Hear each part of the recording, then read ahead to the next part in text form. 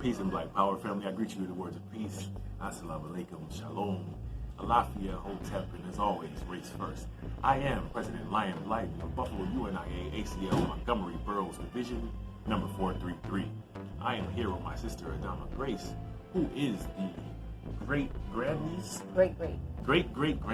of our illustrious ancestor, Lady President Rosa Montgomery.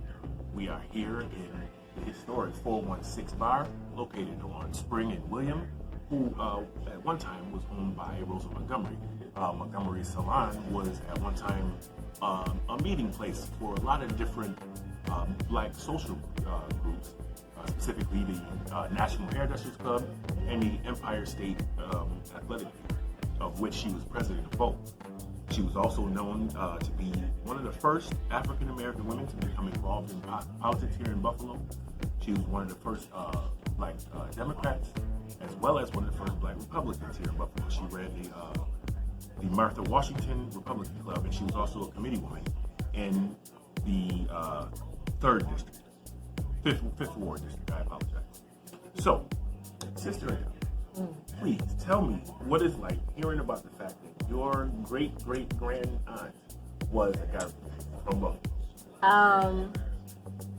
It's pretty shocking. I grew up with my great-grandfather, her younger brother. And his name is? Reverend Henry Hall. Okay. So, and he worked with the Criterion newspaper, and so I grew up just knowing about him and the work that he did, and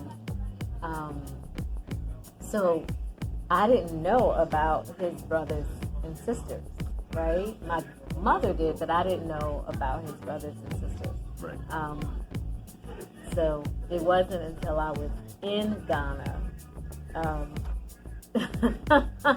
looking at land, and through a Facebook post, right, found out that she was a Garveyite, and a serious Garveyite. So ancestors talking right there. Totally talking. And when we say Garveyite, we're talking about someone who specifically was a dues-paying member of the government set up by Marcus Messiah Garvey. Here in Buffalo, there was a strong division number 79. As a matter of fact, it started in 1920.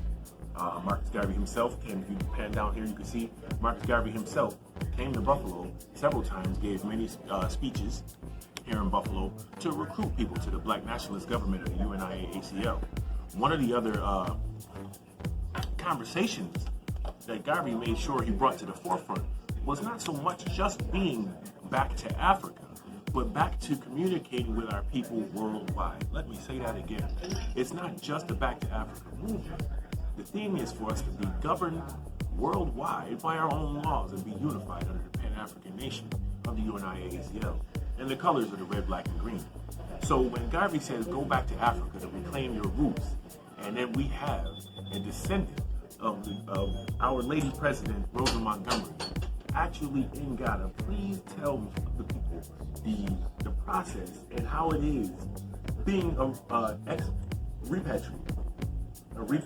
Well, in the process? Yes, in the process of becoming a repatriate. Right, so it's really interesting. I've been to Ghana 3 times before this, but they were short visits. But then once COVID hit and I was able to be wherever I wanted to be in the world, as long as I could have internet, I could do my job. I was like, I'm going to Ghana. I'm out. Let's go. And so I went, and I knew I would be there through the winter, which was great. But then I found out about some land that a paramount chief put up. So over there, it's called stool land. Land is governed. So chiefs sit on stools. They're installed. It's called they're installed, and each of the stools have a symbol. So they sit on a virtue, a principle, and so whatever they are installed on, and that stool is a community stool. It means that they are the authority for that area. And so the paramount chief, he's like, a higher chief that is over like a whole region of sub-chiefs in each village. And he was the one after the year of return that happened in 2019. I remember Forrest and Nicole, the actress, and they took a lot of people back to Ghana. Like that year return, a whole bunch of stars and people went, right? But during that year, the year of return, that chief stepped up and said, you know what, I'm putting up 5,000 acres for any black diasporan that wants to come back to Ghana. And so once he did that, they took the first 100 acres of that 5,000. They went ahead and got it surveyed, then subplotted out, and then they put up a website. So there's a website, and you can go and you fill out an application. There is a fee, but the fee is to actually cover the cost of the money that had to be put up for the land being surveyed, and it's to compensate any farmers that may have had things growing on that land before they, when they subdivided it. Yeah, and then so it's like $700 for 80 feet by 80 feet. It was 1,000 for 100 feet by 80 foot plot, and then 1,200 for a 100 foot by 100 foot plot. And so you could, apply, and it's a process. Africa's very different than here. Sure. Things are very streamlined compared to there.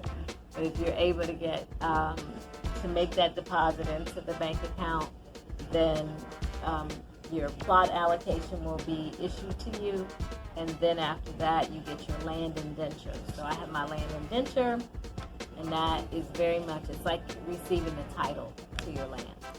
So it has to go through the court. It's got the official, stamp of the seal of that. It's got the seal of the kings.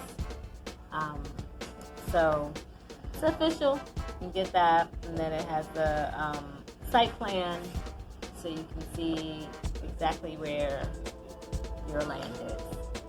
So my next step is to actually have architectural renderings made for a home, and take that along with this and register it with the Lands Commission, and pay for building permits and start building my house.